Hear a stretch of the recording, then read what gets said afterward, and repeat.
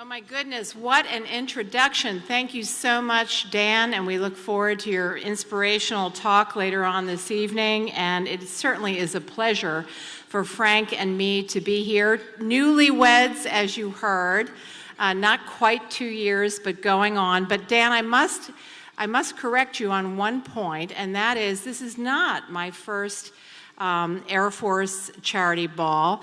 I actually had the pleasure of attending this event several years during my tenure at SAIC when John Jumper was our CEO of what is the combined company. Of course, it's now two separate companies, SAIC and Leidos. So I know this affair well from the past, but you're right, Dan, this is my first time officially as the Secretary of the Air Force. What an honor.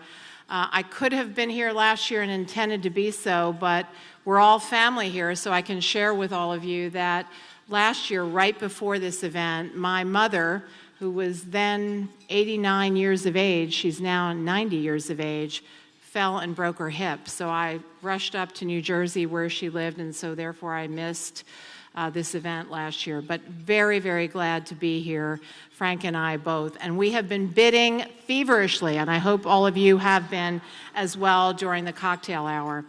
As Dan said, there are many, many VIPs here. There are many industry partners.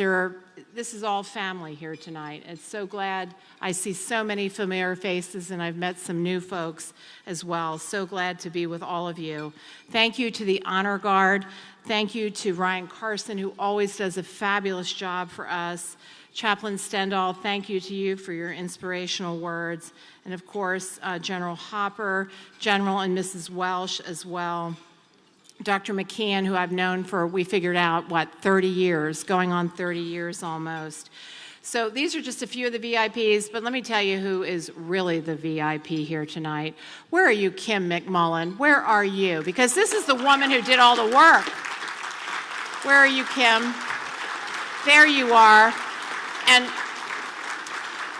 you know what? She was the big organizer and did an enormous amount of work, but Kim had a committee behind her. So could I just ask for the committee members who put this evening together, please stand and let us recognize you and thank you.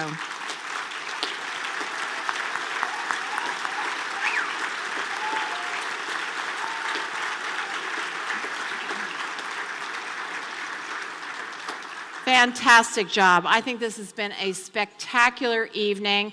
And just as a reminder, eat, drink, and bid. Keep, working those thumbs. You know what I'm saying? Just keep working those thumbs on those iPhones. I have now been the Secretary of the Air Force for 15 months, and I want you all to know it is the absolute privilege and the honor of my professional lifetime to get the opportunity to represent the 690,000, as you heard Dan say, airmen, which of course are active duty, National Guard, Reserve, and civilian. Such an honor. And my number one priority, and General Welsh's number one priority, without question, is taking care of those airmen, taking care of people is number one. And it's so great to be at an evening where everybody assembled has that same goal, because that's what all of us are all about. We're all about taking care of people. And I think that is more important today than perhaps yesterday, more important today than it was 10 or 20 or 30 years ago, because the airmen of today, I think, have special challenges. The airmen and their families from time to time do need someone who can extend a helping hand, or someone to give them a pull forward when they perhaps feel like they are moving backwards, to get them back on their feet. This is a period of extremely high ops tempo, a period of downsizing, a period where uncertainty has been the name of the game. And you know what? That's exactly where the Air Force Aid Society comes in, lending that helping hand, whether it's free child care or helping with spouse employment or car safety inspections or phone cards for deployed members, or even an emergency loan, which I know has been crucial to very many. the Air Force Aid Society really has been a bedrock for our force with a 73-year tradition of helping airmen. And just like you heard from Dan, I too want to just take a moment to say that when it comes to individuals who embody that airman to airman, that direct relationship spirit, and people who care about other people, I too want to just take a moment to recognize our Air Force Chief James Spinnaker, who of course we did lose earlier today to cancer.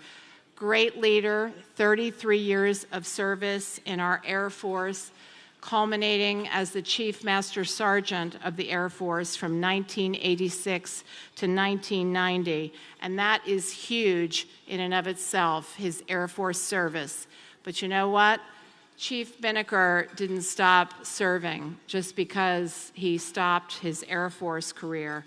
No siree, he did not, because Chief Spinnaker kept on serving after his Air Force service. He traveled extensively. He mentored young people all the time. Ultimately, he became the CEO of the Air Force Enlisted Village in Florida. So I also want to join with Dan, and I want to say thank you, Chief Spinnaker, and rest well, and we will, all of us, miss you. So now, at this time, I want to turn the microphone over to my great wingman.